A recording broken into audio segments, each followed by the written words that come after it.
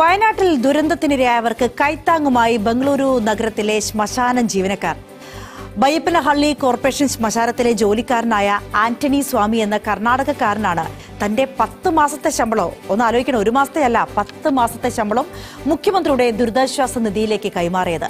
10,500 രൂപയാണ് ആന്റണിയുടെ 1 മാസത്തെ ശമ്പളം. അന്ത്യയാത്രകളുടെ പുകച്ചുരുളുകൾ സദാ നിറഞ്ഞു നിൽക്കുന്ന ബയ്യപ്പനഹള്ളിയിലെ കോർപ്പറേഷൻ ശ്മശാനം. നിറം മങ്ങിയ ക്വാർട്ടേഴ്സ് മുറ്റത്തെ വിശാലമായ മനസ്സുമായി ആന്റണി സ്വാമി എന്ന താൽക്കാലിക ജോലിക്കാരനും കുടുംബവും. ദുരന്ത വാർത്ത അറിഞ്ഞതു മുതൽ ആന്റണിയുടെ വേവലാതി വയനാട്ടിലെ മനുഷ്യരെക്കുറിച്ചാണ്. 10 മാസത്തെ ശമ്പള കുടിശ്ശികയായി കിട്ടിയ 1,05,000 രൂപ അവർക്കായി നീക്കിവെക്കാനും ആന്റണിക്ക് കൂടുതലൊന്നും ആലോചിക്കേണ്ടി വന്നില്ല.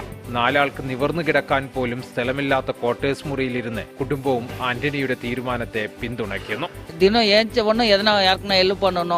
அப்படின்ட்டு நம்ம சாப்பிட்டு கூட கொஞ்சம் சாப்பாடு அவங்களுக்கு யாருக்கெல்லாம் கொடுக்கணும், பசின்னா எல்லாம் அந்தமாரி பசங்கள்லேருந்து வைப்புலேருந்து. அது இன்னொன்று என்னென்னா, அந்த பைசா இருந்தால் என்னென்ன இருந்தால் பண்ணலாம். அது பண்ணுறதுக்கு அவங்களுக்கும் இஷ்டம் இல்லை, யாருக்குன்னா ஹெல்ப் ஆகுது இல்லையா, அது நல்லா இருக்கு മനസ്സ്, അതോട് സന്തോഷമാ ഇരിക്കും മനസ്സ്.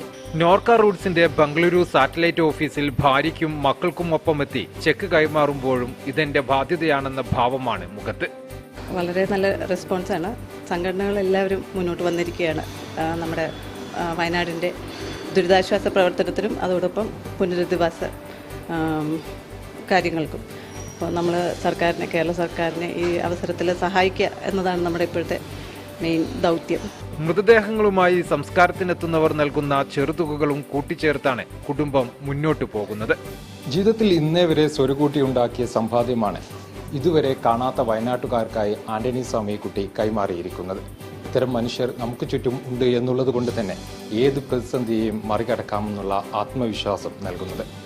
ബംഗളൂരിൽ നിന്നും ക്യാമറമാൻ KC നിതീഷിനൊപ്പം സമീർ P. മുഹമ്മദ്, മനോരമ ന്യൂസ്.